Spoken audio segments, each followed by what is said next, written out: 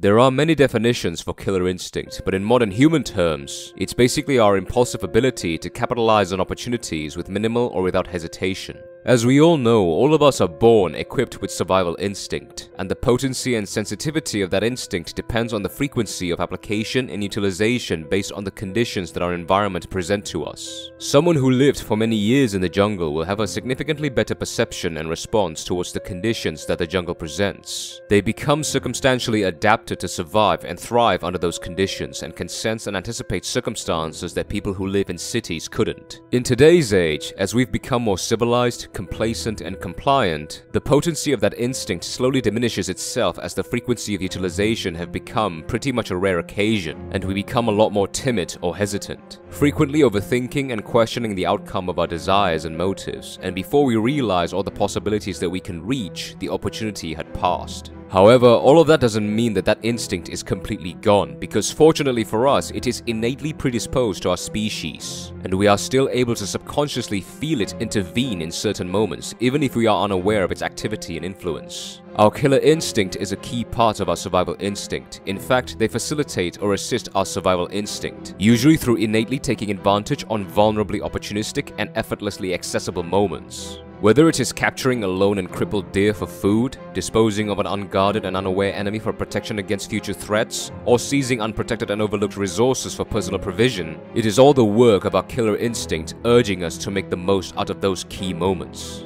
Even in modern times, the same killer instinct intervenes when we innately rush to finish our opponent when we sense that he is fatigued during a sparring session, when we have the urge to approach and interact with a beautiful woman who is alone in the candy store and no one else is there for you to compete against, or even as simple and as basic as being relentlessly productive as you are feeling utterly energetic for the day. You are basically striking when the iron is still hot, or simply walking in while the door is still open or left unlocked. Now, most of us today nullifies that killer instinct by being chronic overthinkers. And this is caused by our crippling fear for the unknown due to our lack in taking risks and our inexperience in dealing with failures, which eventually make us severely lacking in confidence and assurance within ourselves as we create imaginary limiting scenarios to excessively self-obstruct ourselves even further. Now, I can't sit here all day trying to persuade you to be confident and to believe in yourself, because in order to have courage, you have to step into the unknown and feel the unknown yourself. There is no magic trick here, and the only way to remove that faint-hearted hesitancy and kickstart your killer instinct back into gear is through good old-fashioned sets and reps. Use it or lose it.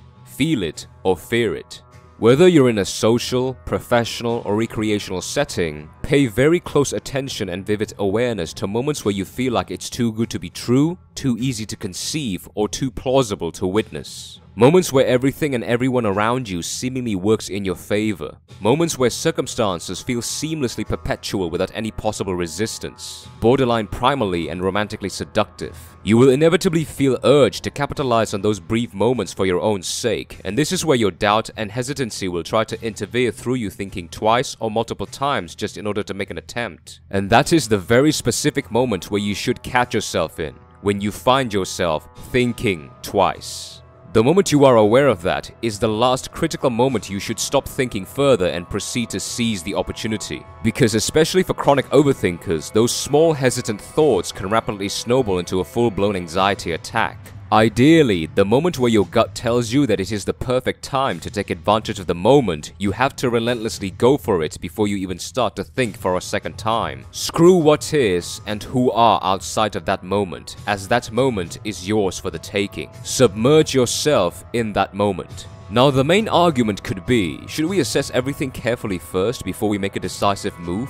Well, yes, but only if those opportunities have a huge and wide window frame. But in real time, most opportunities are a now or never scenario, and you don't have a huge time window to properly decide. That is why, objectively and realistically, regardless of how potently sensitive your killer instinct is to seize those vulnerable moments to their fullest, there is no absolute guarantee of success from those opportunities that you took, as with every opportunity, there is always risks involved. But then again, even in the worst case, familiarizing yourself with failures and losses will make you more confident and in turn will gradually make you much less timid and hesitant. Regardless of the outcome, what matters more is you having absolutely no regrets in throwing yourself into those opportunities. And remember what I said previously, despite many failures, those who choose to play the game will be rewarded more than those who choose not to. Thank you for watching.